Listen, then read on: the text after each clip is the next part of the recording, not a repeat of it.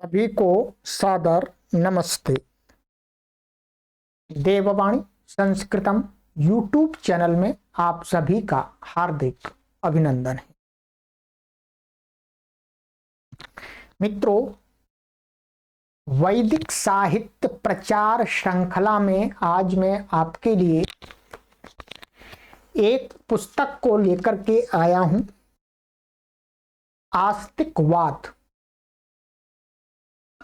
मित्रों, वैदिक साहित्य के प्रचार प्रसार के लिए यह कार्य किया जाता है। करोड़ों लोगों को यह ज्ञात नहीं है कि हमें शुद्ध वैदिक धर्म को जानने के लिए कौन कौन सी पुस्तकें पढ़नी चाहिए। उनके ही जानकारी हेतु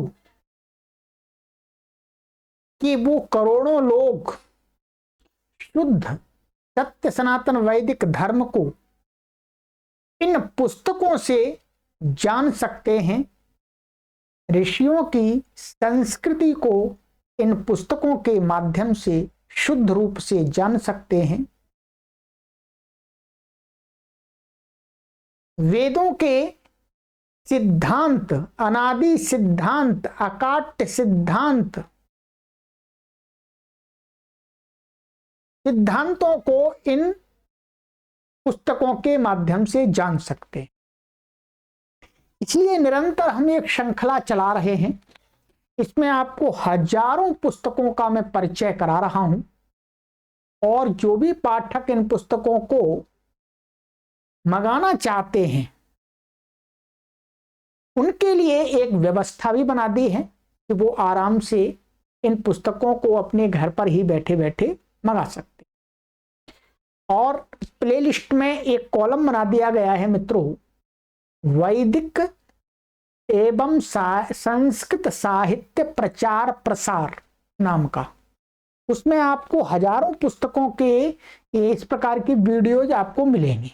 आगे भविष्य में निरंतर यह कार्य मैं कर रहा हूं। ठीक है, ये सत्य सनातन वैदिक धर्म को शुद्ध रूप में आपके घर के द्वार पर पहुंचाने के लिए किया जा रहा है। इसका मुख्य उद्देश्य यही है। मित्रों, सबसे पहले आपको ये बता देना चाहता हूं कि इन पुस्तकों को आप कहां से प्राप्त कर सकते।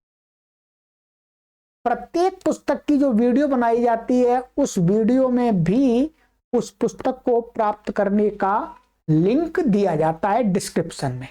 ठीक है, इसके अतिरिक्त आप देववाणी संस्कृतम.com वेबसाइट है, गूगल में सर्च कीजिएगा और वेबसाइट पर जाकर के इन सभी पुस्तकों को जो भी आप चाहते हैं उसको ले सकते हैं। ठीक है, और भी आपको अधिक कुछ जानकारी चाहिए तो ये व्हाट्सएप नंबर दिया गया है, आप यहां पर देववाणी संस्कृतम टीम से संपर्क करके भी सहयोग ले सकते हैं। वैदिक साहित्य प्रचार प्रसार इस सीरीज का हमने नाम दिया है मित्रों, और पुस्तक है आस्तिकवाद। बहुत विशेष पुस्तक है। वर्तमान में तो प्रत्येक व्यक्ति को ये पढ़नी चाहिए। देखिएगा, हमारी जनता भटक रही है और कुछ चालाक लोग लोभ और लालच में आकर के जनता को भटका रहे।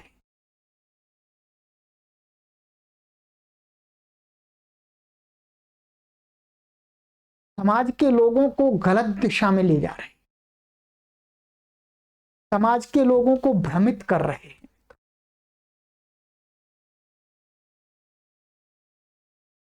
उन सभी करोड़ों लोगों के लिए, यही कहूंगा करोड़ों लोगों के लिए ये पुस्तक अमृत सिद्ध हो सकती है।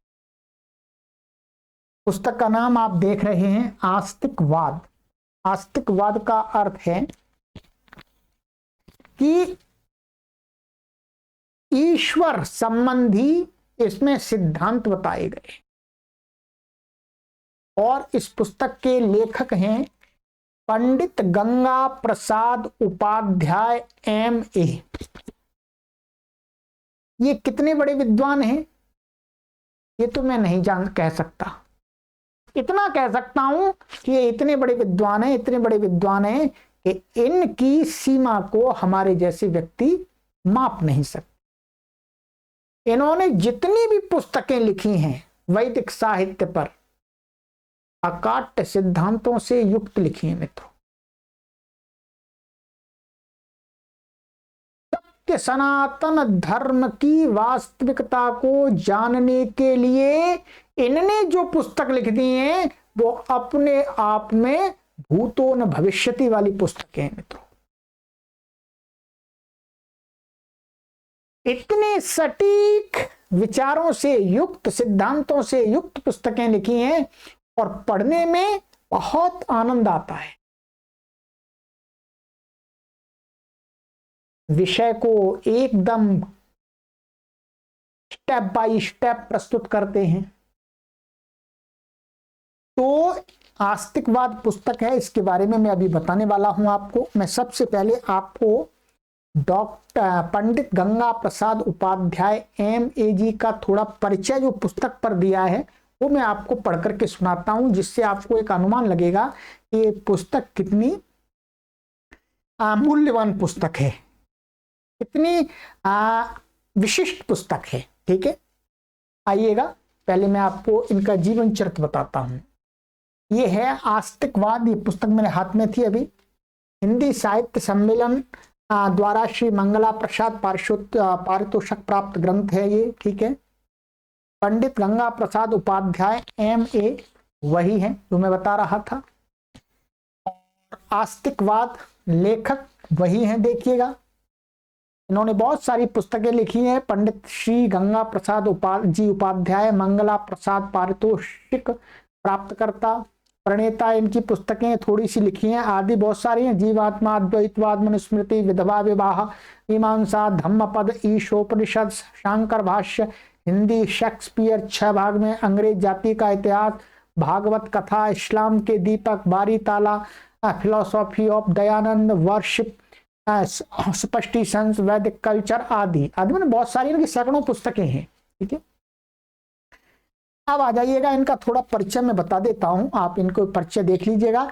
इनकी बहुत सारी पुस्तकों को मैंने वेबसाइट पर रखा हुआ है। मैं चाहता हूं कि प्रत्येक सत्य सनातनी व्यक्ति विशुद्ध वैदिक धर्म से जुड़े। क्या? विशुद्ध वैदिक धर्म से जुड़े। यदि आप अशुद्ध वैदिक धर्म से जुड़ते हैं तो फिर आपके जीवन का कल्याण नहीं होगा मित्रों, ये मैं साफ साफ कहता हूं।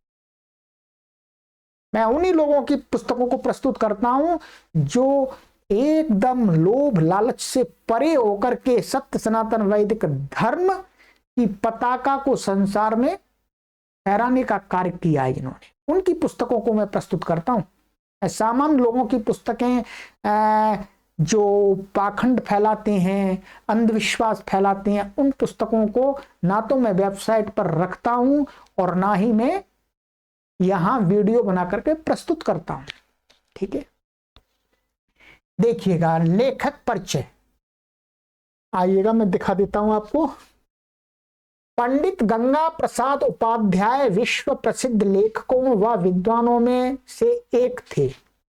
आप इस युग के वैदिक विद्वानों में एक निराली विभूति थे।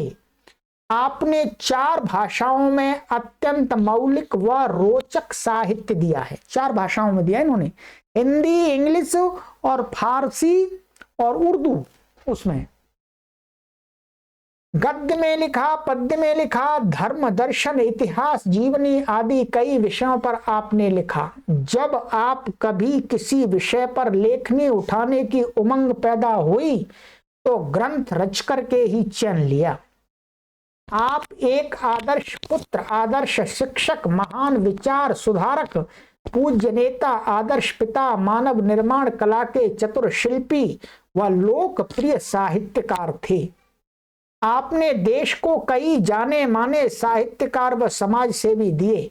आप अपनी पत्नी की जीवनी लिखने वाले विश्व के प्रथम प्रख्यात साहित्यकार हैं। इन्होंने अपनी धर्मपत्नी की जीवनी भी लिखी है, वो भी अच्छी थी, विदुषी। आपके प्रकाशित ग्रंथों व लेखों की पृष्ठ संख्या लाखों तक पहुंचती है, बहुत सारे ग्रंथ लिखे हैं, ठीक है। आपको एक ही विषय पर यदि 20 बार भी लिखना पड़े तो हर बार नई शैली से नई सामग्री दी आपने। आप अल्पायु में ही अनाथ हो गए थे, अर्थात इनके माता पिता बचपन में ही स्वर्ग को चले सिधार गए थे, अर्थात उनकी किसी प्रकार से देहांत हो गया था। अपने तपोबल से महान बने, महामानव बने, अपने परिश्रम से, अपने पुरुषार्थ से विद्या का अर्जन करके शिखर पर स्थान प्राप्त किया। सन 1881 में जन्मे श्री उपाध्याय जी ने सन 1968 में नश्वर देह का परित्याग किया। पूरे 70 वर्ष साहित्य की व समाज की अथक सेवा की। ऐसे व्यक्ति के द्वारा लिखे हुए ग्रंथ का परिचय कराने जा रहा हूं मित्रों, ध्यान रखिए। अब आ जाइएगा, अब इस ग्रंथ की बात कर लेते हैं मित्रों। ये ग्रंथ है सजिल्द। कैसा है ये सजिल्द है। मैं आपको अभी दिखाता हूं, ये सजिल्द है। अच्छा, इसका पेपर बहुत अच्छा है, बहुत अच्छा है। जहां तक मुझे आशा है, आशा ही नहीं विश्वास है कि यदि लाइब्रेरी में ये 100 वर्ष तक पुस्तक अच्छी तरह से रह सकती है, ठीक है, 100 वर्ष तक। और इसके अंदर जो पृष्ठों की संख्या है वो संख्या है 380 पृष्ठ है इसके अंदर। कितने? 380, 380 पेज हैं, ठीक है।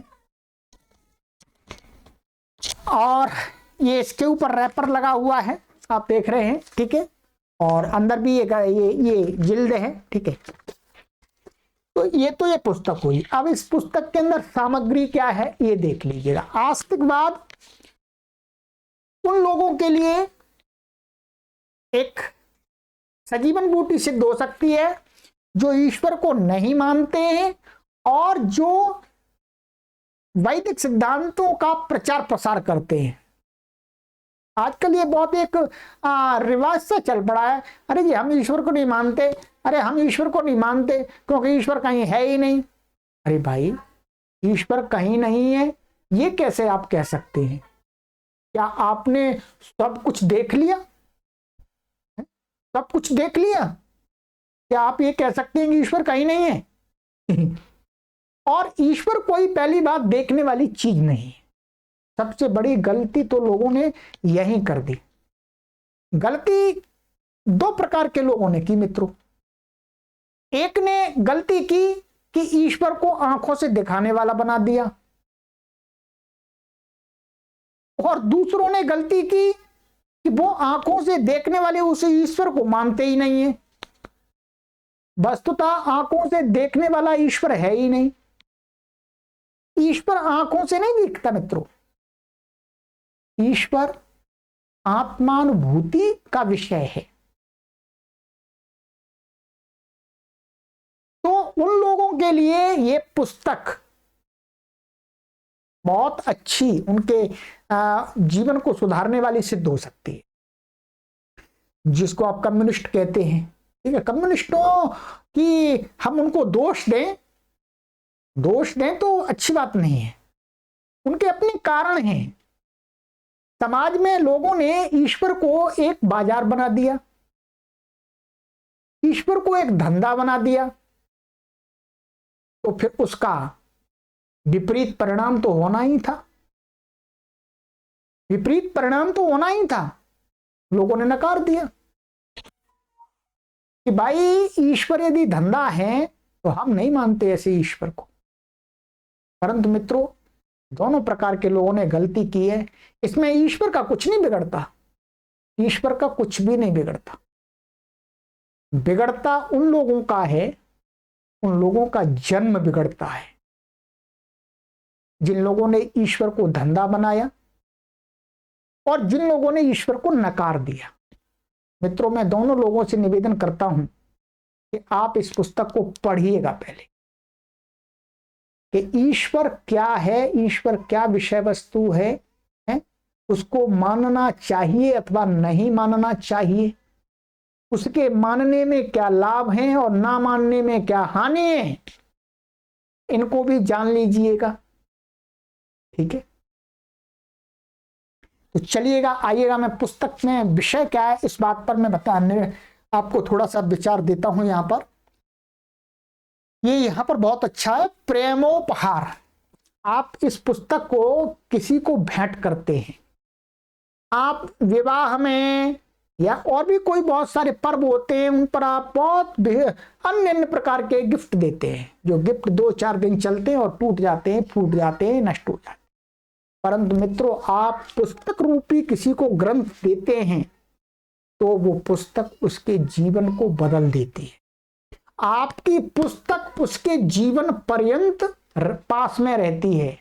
आपके द्वारा दी गई पुस्तक के विचार, संस्कार वो जीवन पर्यंत भूलता नहीं है मित्रों, जीवन में कायाकल्प हो जाता है। तो मैं आपसे ये भी निवेदन करूंगा कि आप किसी को उपहार देना चाहते हैं कुछ, तो आप पुस्तक जरूर दीजिएगा। दूसरा उपहार देना चाहते हैं दीजिएगा, परंतु आप अच्छी पुस्तकें जरूर दीजिए। ठीक है, चाहे विवाह हो, चाहे जन्मदिन हो, चाहे कोई फेस्टिवल हो, कोई भी हो, कुछ भी हो। चलिएगा, अब चलते हैं, ये है इसकी विषय सूची। इसके अंदर क्या क्या है? इसके अंदर है मित्रों, ये पृष्ठ संख्या लिखी है, कौन कौन से पृष्ठ पर क्या क्या विषय हैं। ये प्रथम अध्याय है, पहला अध्याय। ठीक है, ये विषय है, क्या है? विषय की व्यापकता। पहले अध्याय में जो आस्तिकता का जो विषय है उसकी व्यापकता, माने आस्तिकता का जो विषय है छोटा विषय नहीं है, बहुत बड़ा विषय है। कि व्यापकता में हेतु आदि दर्शाए। ठीक है, दूसरा अध्याय मनुष्य अल्प है। मनुष्य अल्प है अर्थात ईश्वर तो सर्वज्ञ है, मनुष्य का जो सामर्थ्य है वो ईश्वर से कम है। ठीक है, चाहे कोई कितना भी बड़ा मनुष्य हो, कितना भी बड़ा हो, हमेशा उसका ईश्वर से कम ही रहेगा। ठीक है, तीसरे अध्याय में सृष्टि रचना, ये सृष्टि कैसे बनी, ठीक है, इसका विषय प्रस्तुत किया गया है। और चौथे अध्याय में सृष्टि करता, इस सृष्टि को बनाने वाली कौन सी सत्ता है, कौन सी पावर शक्ति है, उसके बारे में विचार किया है। पांचवा अध्याय साइंस और आस्तिकवाद। बहुत सारे लोग कहते हैं कि भाई साइंस ईश्वर को नहीं मानती है, पर ये नासमझ लोग कहते हैं, नासमझ लोग कहते हैं इस बात को। साइंस विद्या ईश्वर को मानती है, अंततः मानती है मित्रों। तो उसकी चर्चा की गई है, साइंस और आस्तिकवाद। छठा अध्याय ईश्वर के गुण, गुण क्या है उसके। सातवां अध्याय ईश्वर के गुण, उसमें भी है। आठवां अध्याय ईश्वर के गुण अनंतता, ईश्वर एक ऐसी सत्ता इसका अंत ही नहीं है। ठीक है, नवा अध्याय है आपका कर्म और फल, और 10वां अध्याय है शंका और समाधान। मन में शंकाएं आती हैं, उन शंकाओं को उन्होंने प्रस्तुत करके उनका समाधान किया। और 11वां अध्याय दिया है आस्तिकता की उपयोगिता। भाई आप आस्तिक हैं, आप आस्तिकता को मानते हैं, ईश्वर की सत्ता को स्वीकार करते हैं, तो आपको ये लाभ हैं, और ना मानने में आपको हानियां हैं, ये ध्यान रखेंगे। और ये पुस्तक को पढ़ के ही मालूम पड़ेगा, अन्यथा तो आपको हानि नजर आएगी। और 12वां अध्याय ईश्वर प्राप्ति के साधन, उस ईश्वर को प्राप्त कैसे किया जा सकता है। आजकल जिनको अपनी आंखें धोने का विवेक नहीं है, अपने हाथ धोने का विवेक नहीं है, अपने घर में क्या हो रहा है इसका विवेक नहीं है, वो लोग चिल्ला चिल्ला करके कह रहे हैं भाई नहीं ईश्वर नहीं है, ईश्वर नहीं है, ईश्वर नहीं है।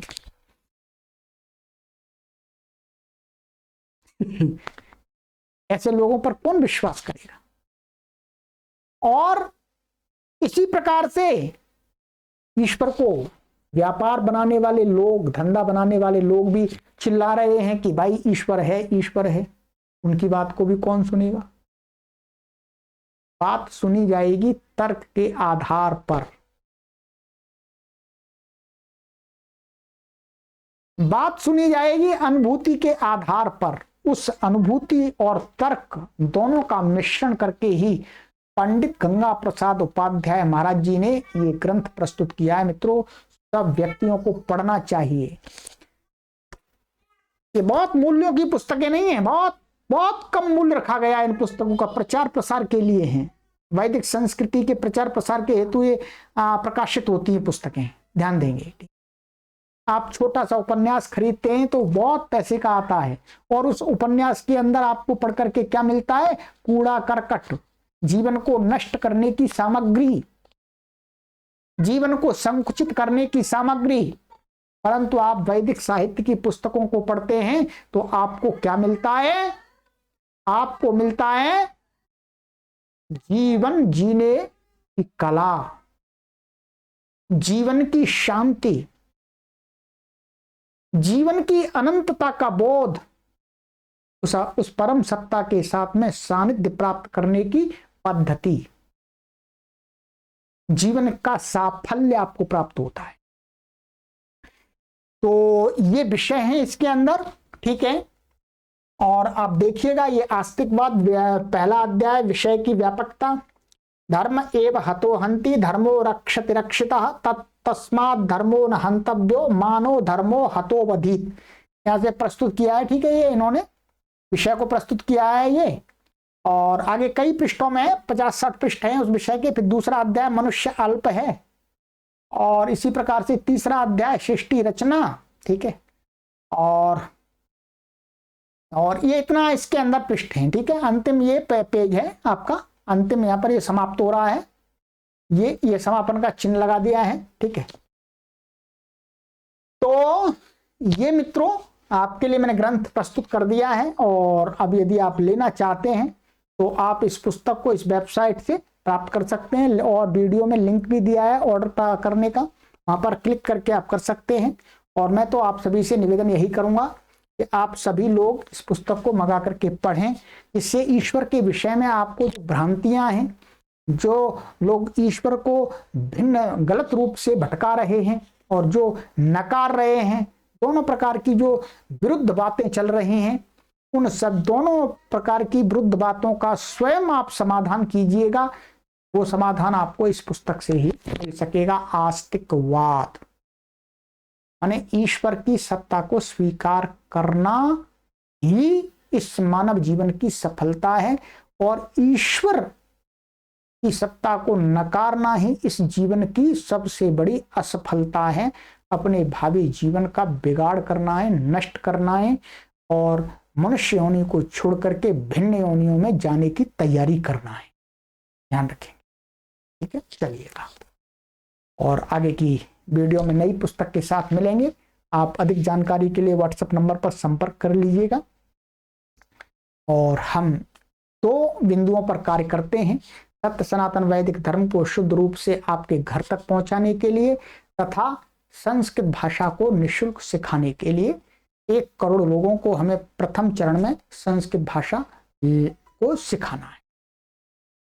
आप सभी के मंगलमय जीवन के लिए परमपिता परमेश्वर से प्रार्थना करते हैं। हे परमपिता परमेश्वर, आप संसार के सभी प्राणियों के ऊपर अपनी कृपा बनाए रखें, और विशेषता इस मनुष्य जाति के ऊपर आप अपनी कृपा बनाएं, इसको सद्बुद्धि प्रदान करें, जिससे ये अपने इस जीवन को सफल बना सके और सन्मार्ग पर चल सके। हे प्रभु, आप सभी पाठकों को उत्तम स्वास्थ्य, मंगलमय जीवन, सुखमय जीवन, शांतिमय जीवन प्रदान कीजिएगा।